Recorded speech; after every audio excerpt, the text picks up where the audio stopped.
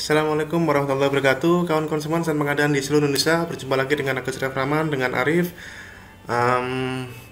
Pada video ini merupakan salah satu konten terbaru saya yang dalam ke depan ini akan terus bertambah. Jadi ini adalah konten berkala, Bapak Ibu, di mana dalam waktu berkala ya, Bapak Ibu. Saya akan mencoba menyelaraskan model dokumen pemilihan pada peraturan LKPP 12 tahun 2021 pada lampiran 4, 5 dan 6 ya dengan lampiran pedomannya. Jadi lampiran MDP diselaraskan dengan lampiran pedomannya ya, sesuai dengan video sebelumnya Bapak Ibu ya. Kalau Anda masih ingat terkait dengan cara membaca hierarki pasal di Perlem 12 ini Bapak Ibu, di Perlem 12 di hierarki pasal bahwa kita lihat lagi bahwa Perlem 12-nya ya. Kita lihat di Perlem 12 teman-teman semuanya bahwa ini dia.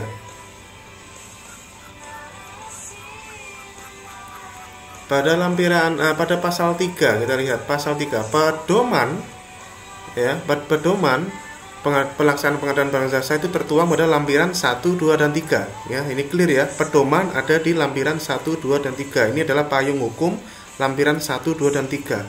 Nah, kemudian di pasal 4-nya disebutkan model dokumen pada pedoman. Model dokumen pada pedoman sebagaimana dimaksud dalam pasal 3 ya, sebagaimana dimaksud dalam pasal 3 ada di lampiran 4, 5, 6. Artinya di sini adalah pasal 4 adalah turunan dari pasal 3-nya. Nah, pada video yang lalu kita berbicara, Pak, bagaimana kalau MDP-nya berbeda dengan pedomannya? Itulah gunanya disebut kata model, Bapak Ibu. Ya, itulah gunanya disebut kata model. Karena kita bisa melakukan penyelarasan. Ya, kita bisa melakukan namanya penyelarasan. Penyelarasan bukan merubah ketentuan. Ya, tapi hanya menyelaraskan apa yang di MDP-nya supaya sesuai dengan pedomannya, Bapak Ibu. Ya, sehingga sesuai dengan apa yang dimaksud dengan pasal 4 tadi, Bapak Ibu ya, pasal 3 dan pasal 4 di Perlem 12 tadi, Bapak Ibu. Nah, di sini ini akan saya tambahkan terus-menerus Bapak Ibu, dan tentunya silakan komen di bawah ya, komen di bawah untuk memberikan masukan, berbagai masukan yang akan kita tambahkan dalam waktu berkala, akan terus kita tambahkan, kita bahas terus-menerus Bapak Ibu ya. Seperti itu. Nah, ini adalah hasil analisis saya Bapak Ibu, dan ini adalah untuk pertanggal 8 Agustus. Jadi saat ini karena ini masih awal Bapak Ibu dokumen penyelarasan, dan ini dokumen penyelarasan ini bisa menjadi portofolio sekaligus angka kredit nih untuk Madya nih ya. Bisa portofolio sekaligus angka kredit untuk Madya, dokumen strategi ya. Oke. Ini ada disclaimer-nya ya. Koreksi dan seluruh konten pada dokumen ini adalah analisis pribadi dan tidak mewakili siapapun. Disusun berdasarkan kompetensi dan analisis tanpa melakukan perubahan kebijakan apapun. Ya, seperti itu. Kemudian perubahan koreksi pada dokumen ini hanyalah menyelaraskan pedoman pada lampiran 1, 2 dan 3 dibandingkan dengan MDP-nya. Dasar hukum modifikasi adalah pasal 3 yang menyatakan pedoman tertuang pada lampiran 1, 2 dan 3. Sedangkan pasal 4 menyatakan bahwa MDP yang tertuang pada pasal 3 tertuang pada lampiran 4, 5 dan 6, sehingga disimpulkan bahwa pasal 4 adalah hierarki turunan dari pasal 3-nya. Sehingga apabila terdapat perbedaan kebijakan pada MDP dengan pedomannya, maka yang digunakan adalah pedomannya. Kecuali typo itu hal yang berbeda ya. Daftar modifikasi ini akan terus diupdate manakala menemukan kembali perbedaan kebijakan pada MDP ini dibandingkan dengan pedomannya. Dan seluruh hasil modifikasi filenya dapat diunduh pada YouTube saya yang berjudul dokumen pemilihan favorit ya, yang berjudul dokumen pemilihan favorit teman-teman semuanya. Bisa ada di sini ya.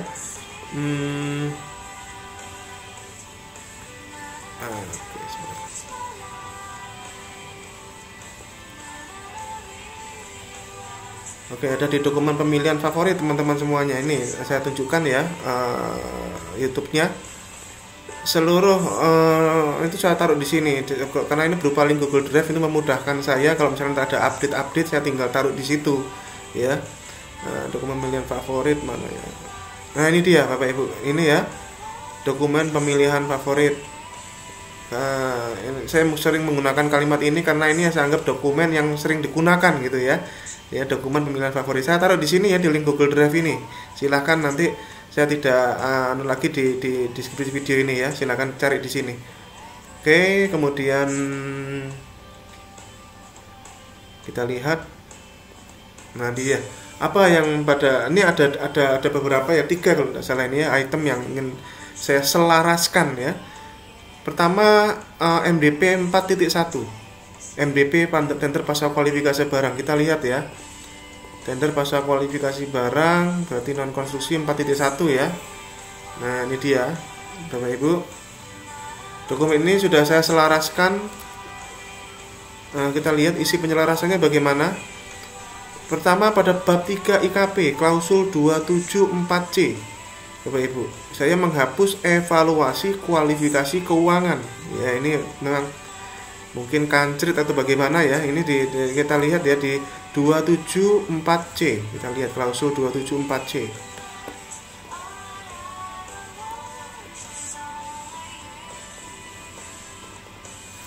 Oke. Nah ini dia ya 274C. Awalnya ini ada berbunyi evaluasi kualifikasi keuangan. Ini bentuk aslinya itu ada itunya Bapak Ibu. Ini saya hapus, saya tinggal 2 nomor aja, tinggal 2 item aja. 274C tinggal 2 item, yaitu evaluasi kualifikasi administrasi atau legalitas dan evaluasi kualifikasi teknis. Oh ya, ini saya tambahkan dan ya. Oke, saya tambahkan dan ya. Jadi memang penyelarasan itu bisa berlangsung sepanjang waktu ya. Bahkan saya bikin video ini pun masih saya nambahi ini begini ya.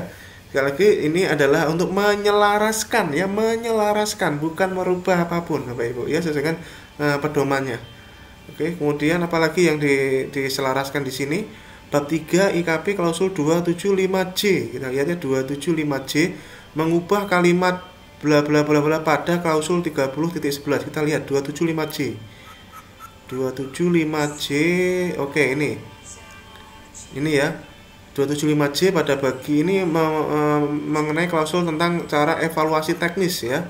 Cara evaluasi teknis apabila hanya 2 peserta yang memasukkan penawaran dan kedua peserta tersebut yang lulus evaluasi teknis sampai dengan pembuktian kualifikasi, maka mengikuti ketentuan klausul nomor 30.2. 30.10 maaf ya.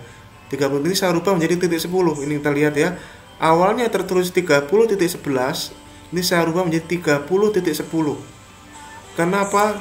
Kita lihat 30 titik awalnya kan ini aslinya 30.11 aslinya.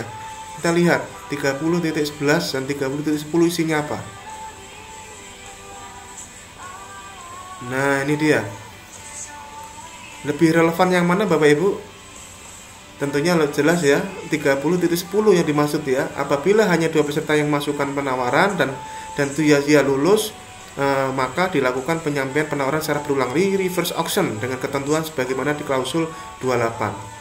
Ya, bukan di 30.11 ya, karena 11 itu bunyinya apabila tidak ada peserta yang lulus pembuktian maka tender dinyatakan gagal, kan tidak relevan dengan kalimat yang ini tadi ya, 30.11 tadi tidak relevan. Jadi relevannya adalah yang reverse auction ini, karena 275C ini hendak mengatakan reverse auction. Kalau misalkan yang memasukkan 2 dan dia lulus semuanya, maka reverse auction. Artinya kesimpulannya adalah reverse auction hanya bisa dilakukan bila yang memasukkan awalnya 2. Sekali lagi, reverse auction pada tender pengadaan pasca kualifikasi barang hanya bisa dilakukan apabila yang memasukkan 2 dan lulus semuanya. Hanya itu. Jadi kalau yang memasukkan 3 terus sisa 2 tidak bisa reverse auction. Yang masukkan 4 sisa 2 tidak bisa reverse auction. Yang masukkan 5 sisa 2 tidak bisa reverse auction. Hanya 2 dan lulus semua. Itu reverse auction. Makanya tadi 275C membicarakan mengenai hal tersebut Bapak Ibu ya, teman-teman ya. 275C ini ya, apabila hanya 2 maka dia mengikuti klausul 30.10, yaitu apa? Perintah untuk reverse auction, ya. Ya memang ini klausul ini agak lempar-lemparan ya, dari 30.10 tadi dilempar lagi ke klausul nomor 28, tapi nggak apa-apa kan, ini pas kalau sudah seperti ini berarti selaras Bapak Ibu, pas ya kan, nyambung kalimatnya. Oke. Kemudian apalagi yang kita selaraskan di sini? Bab 3 IKP klausul 275K yang merubah kalimat bla bla bla 27.6 huruf G menjadi apabila hanya satu peserta yang masukkan penawaran dan lulus evaluasi, maka menggunakan 27.6.h ya, 27.6.h. Seperti ini Bapak Ibu. Kita lihat 275K.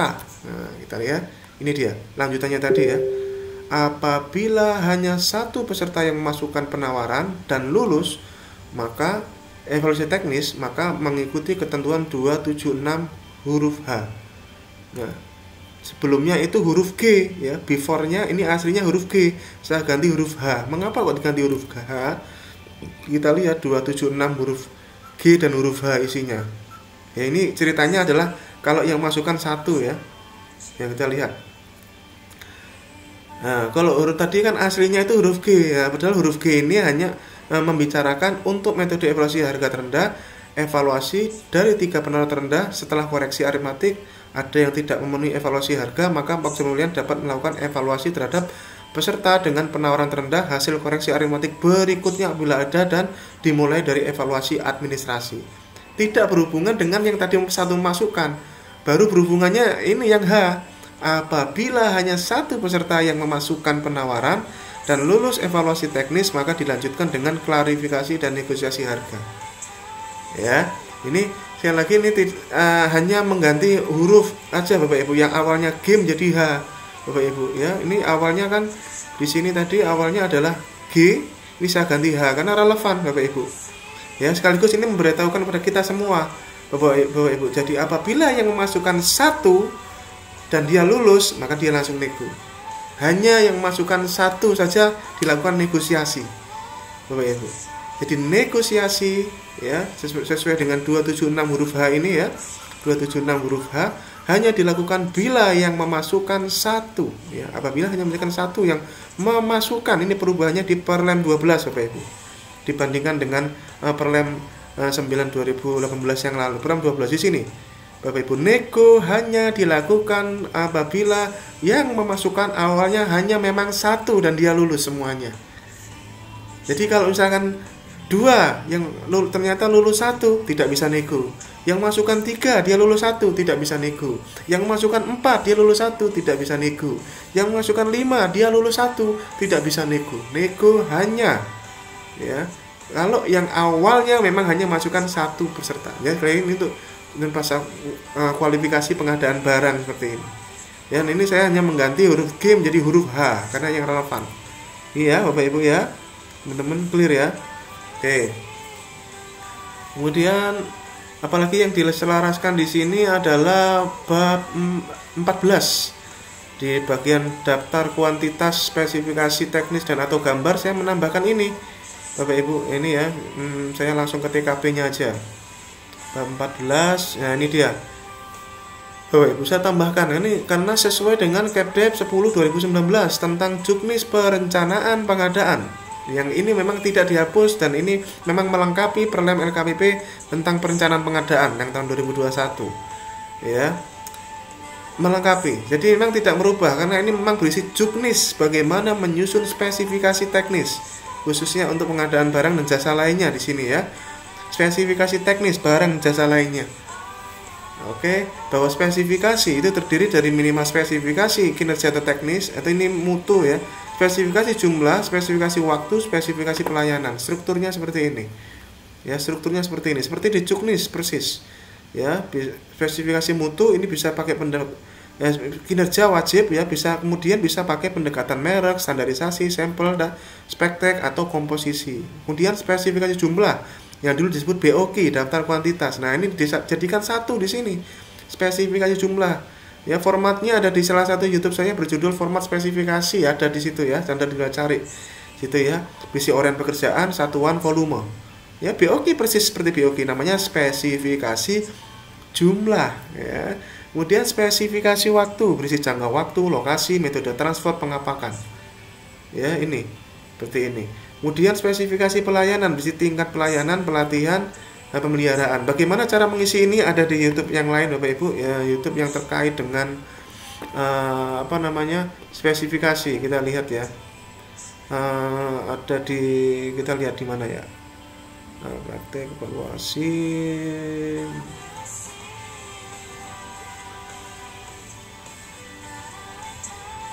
Nah, ini dia Bapak Ibu ya, format spesifikasi teknis dan kerangka acuan kerja terbaru. Nah, ini dia. Ada di sini ya. Pembahasannya apa isinya ada di sini. Bapak Ibu ya, ada di sini dan linknya ada di sini. Ya, silahkan dimanfaatkan ya. Ya, semoga bisa dimanfaatkan. Nah, asal Anda modifikasi sesuai dengan kebutuhan dan sesuai ya, seperti itu. Jadi itu bab 14 saya modifikasi karena memang ada dasarnya Bapak Ibu ya, ada dasarnya, tidak ngarang sendiri Bapak Ibu ya, ada dasarnya. Awalnya pada saat penyusunan perumusan ini sebenarnya sempat saya usulkan pada saat itu, mungkin karena berbagai pertimbangan dan waktu juga pada saat itu ya Bapak Ibu ya, sudahlah ini kita modifikasi, toh ini namanya model ya, bisa kita selaraskan. Sekali lagi saya berulang-ulang mengatakan penyelarasan sesuai dengan ketentuan yang berlaku. Oke. Tuh ya, ini jadi ini itu adalah penyelarasan di 4.1. Romawi kita selaraskan ke Romawi 4. Kita akan lihat Romawi 4.4 yang jasa lainnya. Nah, kita buka ya. Nah, ini dia 4.4, ini sudah saya selaraskan dan ini mungkin ada lagi, silahkan ya, kasih saya masukan di komen, silahkan komen di bawah, berikan kami masukan ya. Ini saya yakin akan bertambah buahnya Bapak Ibu. Yang penting sekali lagi ini adalah penyelarasan ya, bukan perubahan, bukan modifikasi, tapi penyelarasan dengan pedomannya. Penjelasan dengan pedomannya. Apa aja yang dirubah di sini? 275C menghapus evaluasi kualifikasi keuangan. Nah, ini sama, mirip kayak tadi ya. 275C kita lihat isinya.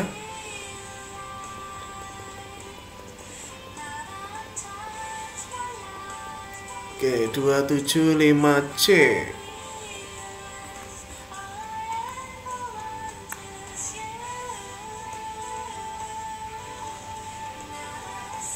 Eh 274C, sorry ya, 274 atau 275, kebawa yang bareng tadi. 274C, nah ini dia ya, 274C ini awalnya ada evaluasi kualifikasi keuangan. Nah di pedomannya kan evaluasi kualifikasi keuangan berupa SKN sisa kemampuan nyata kan sudah dihapuskan ya di perlem 12. Nah ini saya hapus di sini Bapak Ibu ya, diselaraskan ya, tinggal sisa 2 ya, dan ya ini ya, ini harus jalan dua-duanya. Oke. Kemudian apalagi di sini 274I. Nah, kita lihat 274I sebelumnya itu berbunyi apabila hanya 2 peserta yang lulus evaluasi teknis, maka peserta diminta menyampaikan penawaran secara berulang reverse auction dengan ketentuan sebagaimana klausul 28. Nah, ini dirubah menjadi apabila hanya 2 peserta yang memasukkan penawaran ya. Kita lihat perbedaannya Bapak Ibu. Kalau di sini apabila hanya 2 peserta yang lulus evaluasi teknis. Nah ini ya, lulus evaluasi teknis ini saya ganti 2 peserta yang memasukkan penawaran. Saya ulangi lagi. Awalnya adalah yang lulus evaluasi teknis. Ini saya ganti yang memasukkan penawaran. Dan kedua penawaran tersebut lulus sampai dengan pembuktian kualifikasi. Maka peserta baru diminta untuk reverse auction. Bapak Ibu, kita lihat 274I. Nah, ini ya.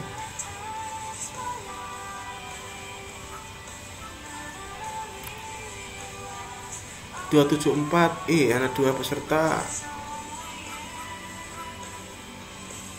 Nah, ini dia. Sorry, bukan 274 ya. 275 ya. Ya, ini memang luar biasa Bapak Ibu ya. Bahkan pada saat bikin video aja masih kita rubah ya. Ini 275, maaf ya, ini 274. 275 ya, salah. Ya gini ya, 275I. Nah kita lihat 275I apabila hanya 2 peserta yang memasukkan penawaran, maka yang lulus evaluasi teknis dilanjutkan dengan sampai dengan pembuktian kualifikasi, maka peserta diminta untuk menyampaikan reverse auction sebagaimana dimaksud. Ya, sebelumnya awalnya adalah hanya 2 peserta yang lulus evaluasi teknis. Ini saya ganti dengan yang memasukkan penawaran, ya. Gitu ya, teman-teman semuanya. 275I awalnya adalah yang lulus evaluasi teknis, saya ganti menjadi yang memasukkan penawaran. Dasarnya apa, Pak? Dasarnya ini kita lihat di Perlem 12 tahun 2021. Ya, di lampiran 1.42.8 reverse auction halaman 82. Kita lihat Bapak Ibu. Ya, saya pertanggungjawabkan penyelarasan ini dengan menunjukkan hal ini Bapak Ibu. Ya, ini lampiran 1 kita lihat halaman 82 ya, halaman 82 kita lihat.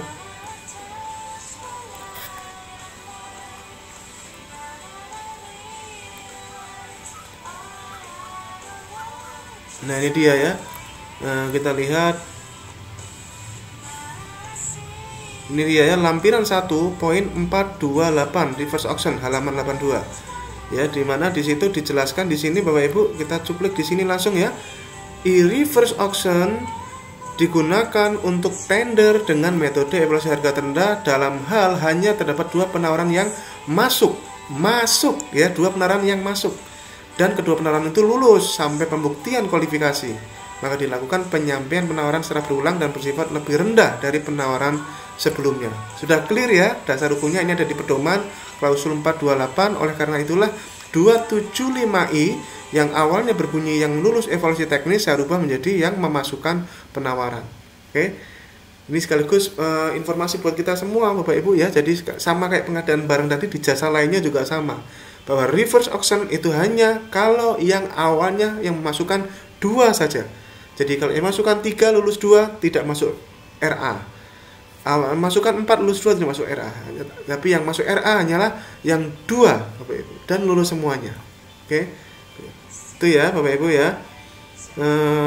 Clear ya. Kemudian 275, ini saya rubah lagi. 275C. Kita lihat ya, 275C di 4.4, satunya saya hapus dulu. 4.4. Nah, ini ya. 275C yang ini ya. Kita lihat apa perubahannya.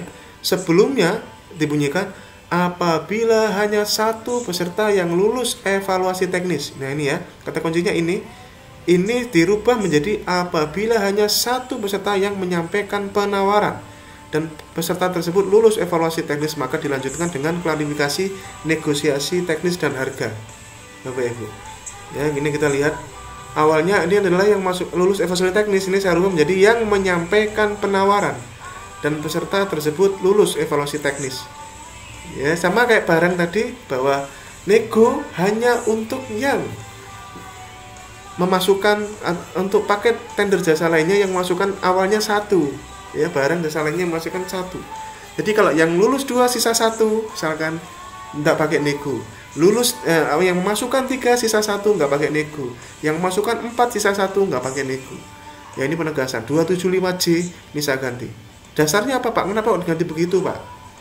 Dasarnya sama dari tampilan 1.427C halaman 77 evaluasi teknis. Kita lihat di 427 ya, halaman 77. Kita lihat halaman 77 lampiran 1. Nah, ini dia ya, lampiran 1 kita lihat 427C. Nah, ini dia. Ini ya 427C ini seperti ini ya, 427 semuanya sama juga ya, ini Bapak Ibu ya. Jasa lainnya kita lihat penawaran teknis yang lulus, jasa konsultan juga begitu sama.